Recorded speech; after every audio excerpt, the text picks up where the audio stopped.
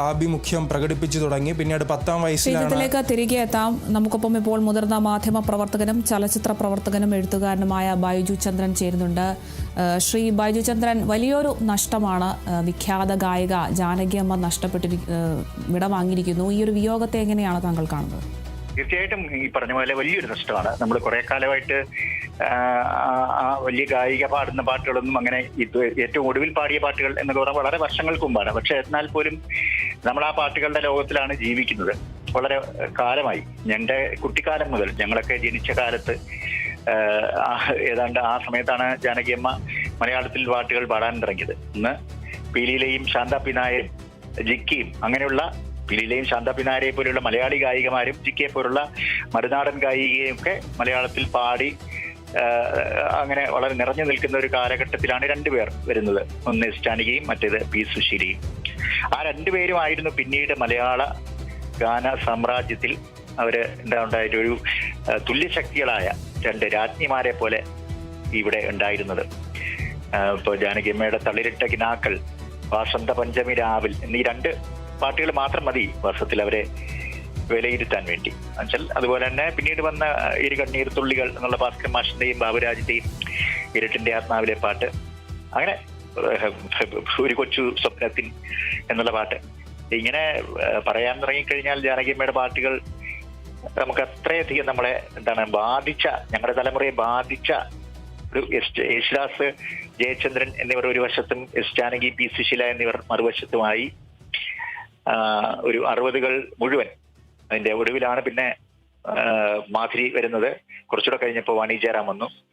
പക്ഷേ എസ് ജാനകിയുടെ ഒരു സുപ്രീമസി അല്ലെങ്കിൽ പി സുശീലയുടെയും എസ് ജാനകിയുടെ ഒരു മേധാവിത്വത്തെ മറികടക്കാൻ അവർക്കൊന്നും ഒരു കാലത്തും ആയില്ല എന്നുള്ളതാണ്. എസ് ജാനകിയുടെ ആ ഒരു വ്യത്യസ്തമായ ഒരു ശബ്ദം, ഒരു ഭാവമുണ്ട്. പി സുശീലയ്ക്ക് ഞങ്ങളന്ന് പറയാറുണ്ടായിരുന്നത്, ഇപ്പോ മലയാള സിനിമയിൽ ഷീലയും ശാരദയും അഭിനയിച്ചുകൊണ്ടിരുന്നപ്പോ ഷീലയ്ക്ക് പി സുശീലയും ശാരദയ്ക്ക് എസ് ജാനകിയും എന്നായിരുന്നു. അവരുടെ ഈ രണ്ടുപേരുടെയും ശബ്ദവുമായി വളരെ ഇണങ്ങിച്ചേരുന്ന ശബ്ദങ്ങളായിരുന്നു ഈ രണ്ട് ഗായികമാർക്കുണ്ടായത്. എസ് ജാനകി നമ്മളിങ്ങനെ അലിയിപ്പിക്കുന്ന, നമ്മുടെ മനസ്സിനെ അലിയിപ്പിക്കുന്ന രീതിയിലുള്ള പാട്ടുകൾ ആണ് പാടിയിരുന്നത്. അങ്ങനെയുള്ളൊരു എന്താ പറയുക, നമുക്ക് ഈ ഓർമ്മകളെ, ജാനകിയമ്മ മരിച്ചു എന്ന് കേൾക്കുമ്പോൾ നമ്മൾ പിന്നീട് ആ പാട്ടുകളുടെ ലോകത്തേക്ക് ഒരിക്കൽ കൂടി പോവുകയാണ്. അതാണ് ചെയ്യുന്നത്. അതെ, വലിയ ഒരു ദുഃഖകരമായ ഒരു വിവരം തന്നെയാണ്. വിടവാങ്ങിയത് ഒരു വിഖ്യാത ഗായികയാണ്.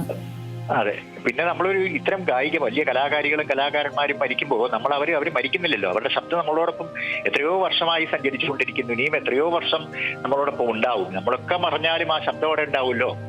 അതാണല്ലോ അതിന്റെ ഏറ്റവും വലിയൊരു നേട്ടം എന്ന് പറയുന്നത്. നമുക്ക് അത് ആ പാട്ട് കേൾക്കാത്ത, അത് ഏതെങ്കിലും ഒരു പാട്ട് കേൾക്കാത്ത ഒരു ദിവസം പോലും നമുക്കൊരു ഉണ്ടാവില്ലല്ലോ. അതാണല്ലോ ജയചന്ദ്രൻ മരിച്ചപ്പോഴും സംഭവിച്ചത്. അപ്പോൾ നമുക്ക് നമ്മുടെ ഒപ്പം ജാനകി ഉണ്ടാവും. മലയാള സിനിമയ്ക്ക്, തമിഴ് സിനിമയ്ക്ക് ഇതേ സമയത്ത് നമ്മൾ തമിഴ് സിനിമയെ കുറിച്ചും കൂടെ പറയാം. തമിഴ് സിനിമയില് ശിങ്കാരദേവനെ, വേലനെ ദേവ എന്നുള്ള പാട്ട്, അങ്ങനെ എത്രയോ പാട്ടുകൾ. അപ്പൊ അങ്ങനെ ആ പാട്ടുകളൊക്കെ നമുക്ക് സമ്മാനിച്ചൊരു വലിയ അതുല്യ ഗായിക എന്ന് പറയണം ആണ് എസ് ജാനകി. അമ്മയെ സംബന്ധിച്ചിടത്തോളം ഏറ്റവും പ്രധാനമായ ജാനകിയമ്മയുടെ ശബ്ദം തന്നെയാണ്. ഇതിപ്പം കൊച്ചു കുട്ടികൾ മുതൽ മുതിർന്നവർ വരെയുള്ള ശബ്ദത്തിലുള്ള ആ ഒരു വ്യത്യാസമൊക്കെ കൊണ്ടുവരാൻ ആ ഒരു വിഖ്യാത ഗായികയ്ക്ക് കഴിഞ്ഞിരുന്നു എന്നത് തന്നെ ഏറ്റവും വലിയൊരു പ്രത്യേകത തന്നെയാണ്. അതെ, അത് തന്നെയാണ്. അതിനകത്ത് നമുക്ക് മറ്റേ ബാലേന്ദ്ര മേനോന്റെ ചിരിയോ ചിരി എന്നുള്ള പടമാണെന്ന് തോന്നുന്നു എൻ്റെ ഓർമ്മയിൽ. അതൊരു കൊച്ചുകുട്ടിക്ക് വേണ്ടിയിട്ടാണ് കൊക്ക വണ്ടി കോനാനടച്ചി എന്നുള്ള പാട്ട് പാടുന്നത്. അത് വളരെ കൊച്ചുകുട്ടിയായിട്ടാണ്. അതുപോലെ തന്നെ ഏത് തരത്തിൽ, ഏത് പ്രായത്തിൽപ്പെട്ടവർക്ക് വേണ്ടിയിട്ടും പാടാൻ അവർക്ക് അസാമാന്യമായ ഒരു കഴിവുണ്ടായിരുന്നു. പക്ഷെ എനിക്ക് തോന്നുന്നു ജാനകിയാണ് നമുക്ക് കൂടുതൽ ആസ്വദിക്കുന്നത് ശോക നായികയായ, അന്ന് ശാരദ പാടിയിരുന്ന, ശാരദയുടെ കഥാപാത്രങ്ങൾ ആ സിനിമയിൽ ആലപിച്ചിരുന്ന ചില ശോകഗാനങ്ങൾ.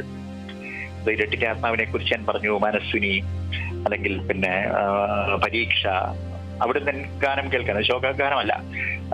ചെവിയോർത്തിട്ടരികിരിക്കൽ എന്നുള്ള പാട്ട്, അതുപോലെ തന്നെ ആ കാലത്ത് പകൽക്കിനാവ്, ഇങ്ങനെ പറയാനാണെങ്കിൽ ഇഷ്ടം പോലെ ജാനകിയമ്മയുടെ പാട്ടുകൾ നമുക്ക് പറയാൻ ഇഷ്ടം പോലെ ഉണ്ട്.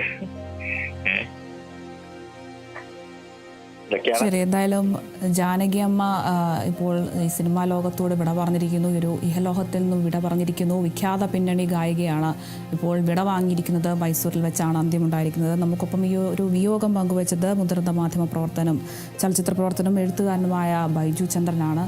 എന്തായാലും ദക്ഷിണേന്ത്യയുടെ വാനമ്പാടിയാണ് ഇപ്പോൾ വിട വാങ്ങിയിരിക്കുന്നത്. നിരവധി ഗാനങ്ങൾ സമ്മാനിച്ച ശേഷമാണ് ഈ ഒരു വിടവാങ്ങൽ. 88 വയസ്സായിരുന്നു. മൈസൂരിൽ വെച്ചാണ് അന്ത്യമുണ്ടായത്. മലയാളം, തമിഴ്, തെലുങ്ക്, കന്നഡ, ഹിന്ദി ഭാഷകളിലായി 40,000-ലേറെ പാട്ടുകളാണ് പാടിയിരിക്കുന്നത്. അപൂർവ ഗായിക, അതുല്യ പ്രതിഭ. ഇപ്പോൾ മലയാളത്തിൻ്റെ ജാനകി അമ്മ ഇപ്പോൾ വിടവാങ്ങിയിരിക്കുന്നു. നിരവധി സിനിമകളിലായിട്ട് നിരവധി ഗാനങ്ങളൊക്കെ സമ്മാനിച്ച ശേഷമാണ് ഇപ്പോൾ വിടവാങ്ങിയിരിക്കുന്നത്. തൻ്റെ കരിയറിലെ തന്നെ ഏറ്റവും കൂടുതൽ ഗാനങ്ങൾ ആലപിച്ച ഭാഷ കന്നഡയായിരുന്നു എന്നതും എടുത്തു പറയേണ്ടതാണ്. ഇതേ തുടർന്ന് മലയാളത്തിലുമൊക്കെ നിരവധി ഗാനങ്ങളാണ് ജാനകി അമ്മ സമ്മാനിച്ചിരിക്കുന്നത്.